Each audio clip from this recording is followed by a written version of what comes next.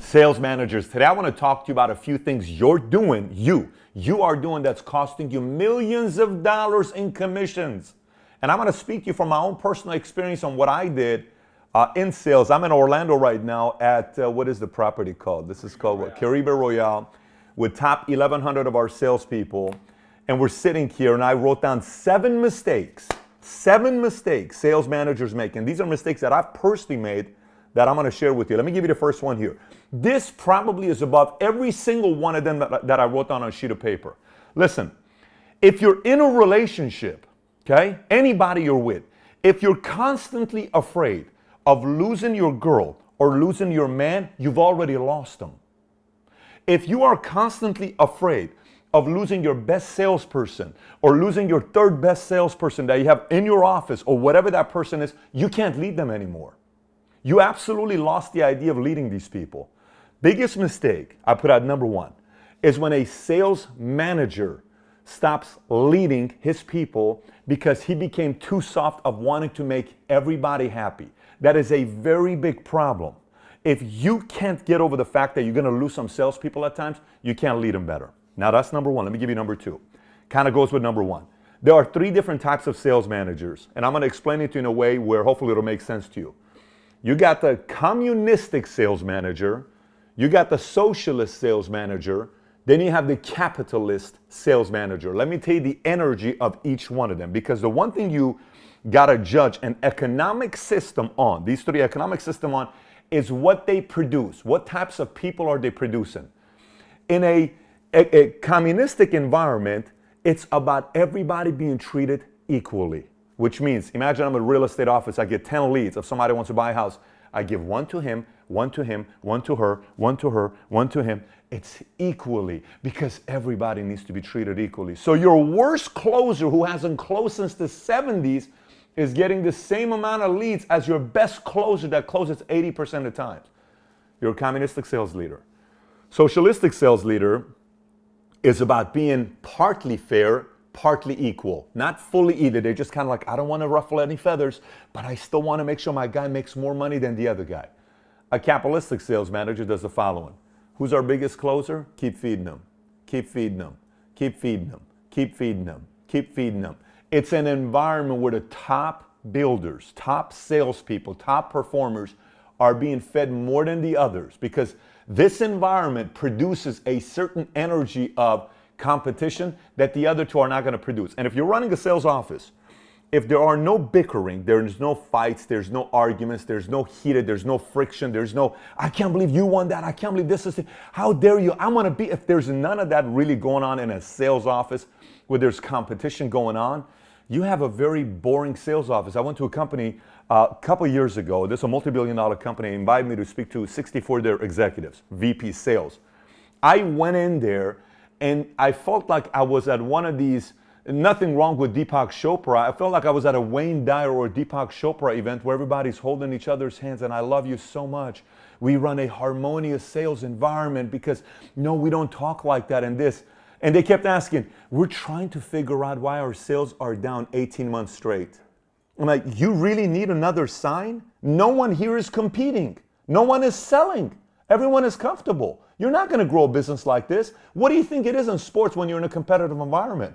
You have to fight for that starting lineup. You have to fight to still be the point guard. There's a guy that could potentially take your... How many times in football do you see a quarterback could lose their position to somebody else? Is that a bad thing? Is that not harmonious? Or is that threat making the lead quarterback get better? That's the whole environment of a capitalistic environment. In sales, that works. If your business is flat, you're either a communistic sales manager or a socialistic sales manager, and you need to take a personal inventory of how you're running your business there. Let's go to number three. My favorite, but it's not number one. This is my favorite, peer pressure. I love peer pressure. Let me tell you, there's nothing more I love in a sales office than peer pressure. Nothing more. There's nothing more than Larry brought 6 sales in today, but Jackie brought 7.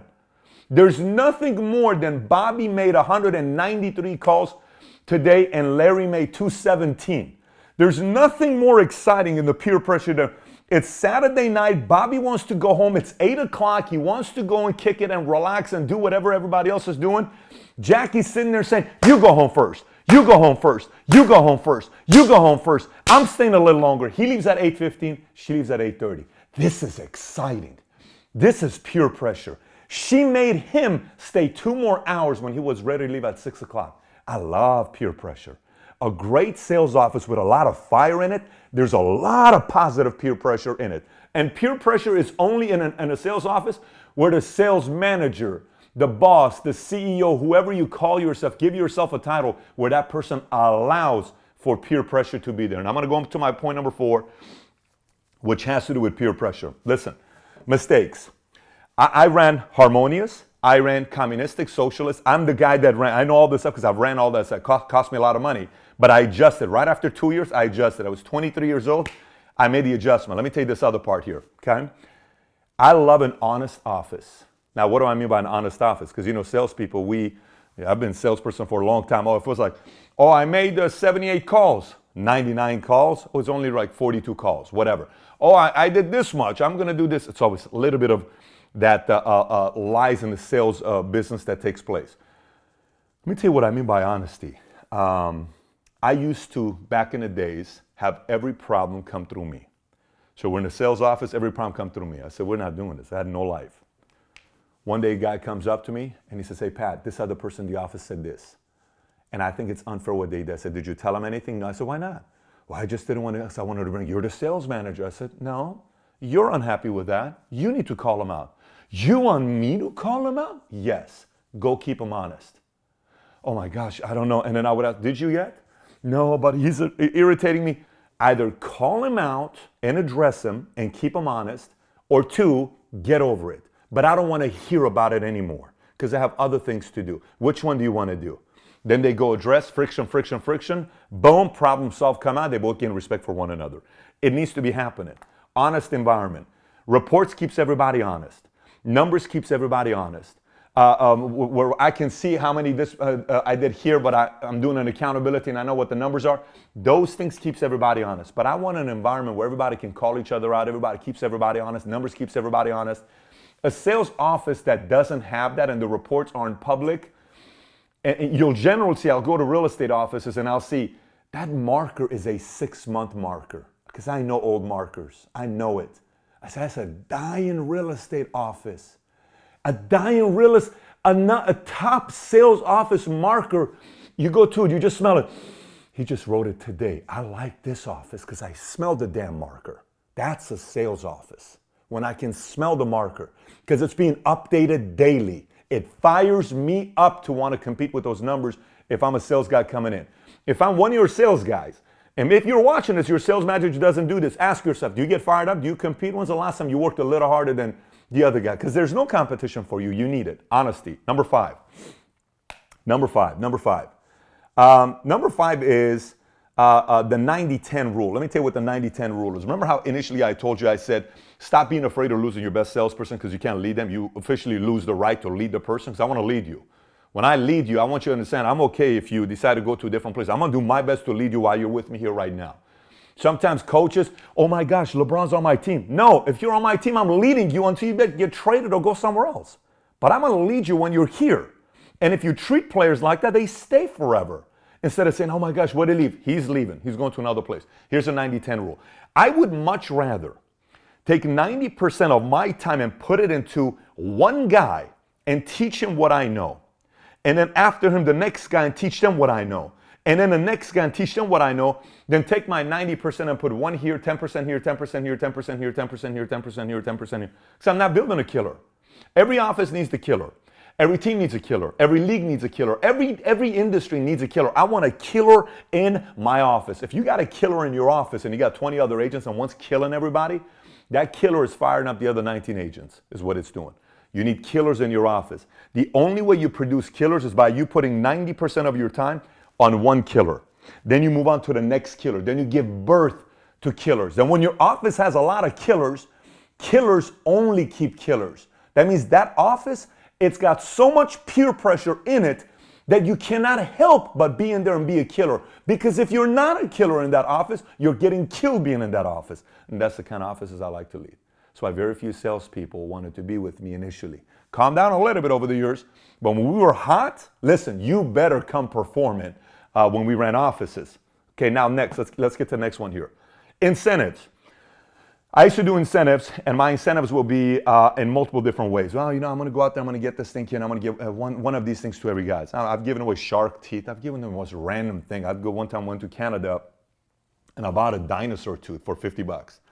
And it was the coolest thing that I gave away. It was a dinosaur tooth. Who wants a dinosaur tooth? But, I give that away. I've done a lot of different things. But eventually, this is what I realized. If I'm spending $1,000 on incentives, instead of doing 100, 100, goes back to the 90-10 rule, but this is incentives. Do 50% of your budget on one person. Then go, if you're doing 3, 50, 30, 20. But put some of it, if you're doing $1,000, do 25% the number one person. Then take the $750 and put in everybody else. Make the number one guy get a gift that's above and everybody else what it is. Make that a sexy gift. Make that a cool gift. I mean, we ran a Dubai contest one time. The number one guy, I put him at Burj Al Arab. Burj Al Arab was $3,500 a night. Everybody else stayed at Atlantis. Atlantis was still $600 a night, but it ain't $3,500 a night, 7-star hotel. I remember that contest, right? If I'm running a contest and I'm giving up a Harley, or if I'm giving up a Rolex, or the incentives at number one for my killers have to be above everybody else. The way you incentivize your salespeople will determine how many killers you give birth to, okay? So don't take your money and chop it up evenly amongst everybody. And then last one I'll tell you is this. Let me tell you what the last one is. Here's what the last one is. The last one is knowing that, see if that's them because somebody's at the door. The last one is knowing that in the world of sales, man, I used to be so impressed by talent. I used to be so impressed by talent. Watch, these guys just came in. I'll give you a perfect story with them. Sheena, man, why don't you guys, this is not even prepared. Why don't you come sit right next to me? Come sit right next to me. We're in the middle of an episode that you're going to be. Sit right next to me. We're going to be right in the middle of an episode. We got your guy as well. How you doing, baby? Good seeing you. Good seeing you. How are you? Good. Good seeing you. So I'm on my last point with sales. Now watch this here. This wasn't planned, by the way. They literally came in. Camera guy is there as well. Point number 7. Here's point number 7. So I run regular accountability calls over the years, and I think you guys will remember this part here. We started doing accountability calls years ago, 13 years ago, 12 years ago, 10 years ago. But in the last 2 years, I started running these accountability calls. It's a pretty loud, okay. In the last 2 years, I started running these accountability calls. And we have salespeople. Some are more talented than others. We have some salespeople that are overly talented. When I tell you overly talented, I'm talking overly talented. And I, as a newer sales manager, used to be very impressed with people who were extremely talented. I would say, this guy's gonna kill it. But it had nothing to do with it. Let me tell you what happened. I'd say 9 months ago, let me know if you guys, was 9 months ago or 8 months ago, all of a sudden, Rodolfo and Ceci started putting unbelievable accountability numbers, right? Like, because they started putting up, they don't make your kind of money yet, but they started putting up accountability numbers on how many calls they were making on a week. Absolutely. They started saying 560 calls a week, 39 appointments a week, right? All these bigger activity numbers. And here's what it came down to. I would much rather take a Sheena and Matt, first year they made 200, second year they make 8, I think they're at 830 right now, I don't know the exact number, with us, $830,000 in income that they take. I would much rather take a person I'm leading and building in sales that is focused on the efforts, the activity, than the talent. If I can have somebody that focuses on the efforts and the activity, that annihilates all the talent anybody else may have in the world of sales. Go and measure up your accountability numbers with what behaviors you want. Is it calls? Is it dropping off packets? Is it, presentations? I don't know what your world sales activity and behavior is. Measure that. In the movie Moneyball, you remember Moneyball, right? With the story of the Red Sox and Oakland and all that stuff. And they brought this guy named Billy Beane. And Billy Beane said, in baseball, the most important stat, do you remember what it was? It's not home run. It's on-base percentage. It's who cares how many home runs a guy hits? Who cares how many base hits a guy gets? How many times, what percentage of the time does this guy end up on the base? That's who we want. So Oakland A's started bringing all these guys that nobody knew about. I mean, they weren't sitting home or nothing, but people were ending up on base. You know what happened? Red Sox come. I think they offer him a massive contract. What's the number, Paul? 23 million? What? No, they offered him 12 million. And he turned it down and he stayed? He turned it down. But then what happened? The guy took the concept to Boston and they ended up winning 2 World Series. And then that guy went to the Cubs and just won. That guy went to the Cubs and won. Really? Okay, that's the one part I didn't know about. So now watch this. Here's the part. No talent? Of course you got some talent, but on-base percentage. So sales managers, don't be too impressed with your mostly talented salespeople. Be impressed with the people that are willing to do the activity that produces results, like the way these 2 guys have been producing results. By the way, where can they find you guys? They can find you what on Money? MoneySmartGuy.com. Money Smart Guy and Money Smart Guy. Money Smart Guy. So let me. You want them to snap you, or you want them to go on your website? There you go. The website's fine. Okay. Same thing on Snapchat. Everywhere. Instagram is all. Anywhere you go is Money Smart Guy. Facebook, Twitter. Yep. This just kind of happened. I don't want to stop it since they're already. We're about to go have lunch here together. But so if you got any questions, comments, thoughts about this, make sure you comment on the bottom. Sales guys, if you watch this, share this with your sales manager and do it in a gentle way, because sometimes sales managers don't like this message. Say, hey boss, what do you think about this guy has to say? Do you agree with him or not?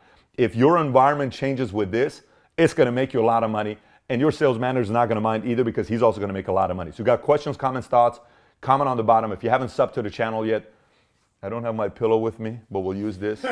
Please be sure to subscribe to this channel and click the alert button to be part of the notification squad. Okay? Take care, everybody. Bye-bye.